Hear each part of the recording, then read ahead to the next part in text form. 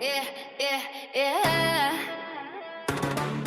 Woo, woo, woo. I hold it in my hands, the power of all of creation. It's weight, it's so great, and yet I can't understand what's inside. It says the power of all creation, the mighty power that raised Jesus from the dead is for us who believe. What is the difference between understanding and believing? I want to believe, but does that mean that I fully receive the understanding of the power? Should I cower when I hold the words inside as they unfold? Is belief simply the power to receive? I hold it in my hands, the power of all of creation. It's weight, it's so great, and yet I can't understand what's inside. It says the power of all creation, the mighty power that raised Jesus from the dead is for us who believe. So I pray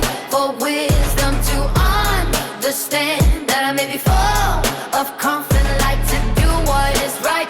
May my heart be flooded with the light from above, full of His divine love, and have the fullness of confident hope, only due to His greatness, because I was called and made holy because of who He is and not of who I am.